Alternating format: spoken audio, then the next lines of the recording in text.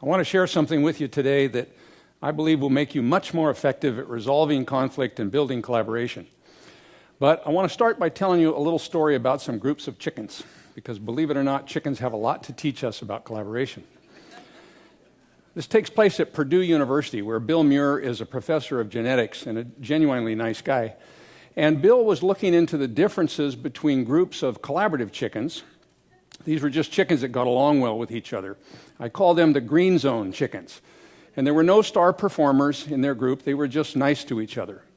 And in the chicken world, a star performer is the hen that lays the most eggs.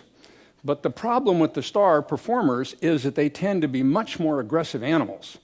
And so we oftentimes see among the chickens something that we occasionally see in human organizations, and that is that the star performers become the stars not by being so good themselves, but by suppressing the egg production of the other chickens.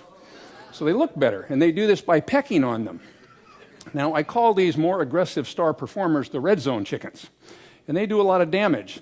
So the farmers have tried different strategies to deal with that. One is to house the birds in individual cages about this big.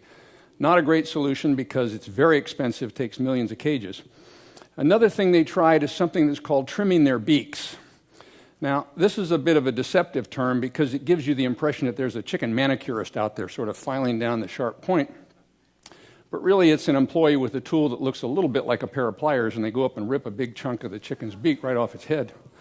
Also very expensive, not to mention horribly unpleasant for all the chickens and the employee that's assigned to do that. So Bill was trying to see if it's possible to breed collaborative instincts into chickens, and if so, what would be the impact of that on their egg production? So we had all the green zone chicken groups over there and the red zone chicken groups over there, and he took the best of each generation's egg producers to produce the next generation. He did this for 1 year, about 5 generations, and at the end of that 1 year period, the results were pretty dramatic. There. This is a picture of the green zone chickens. They were healthy and productive. Now, the next picture is what was left of the red zone chickens. And I say it's what was left of them because more than half of the red zone chickens had been murdered by their colleagues, pecked to death. Now, they say that a picture is worth 1,000 words. But if this doesn't tell the whole story, let's look at the egg production of the green zone chickens. In that 1 year period of time, it went up 260%.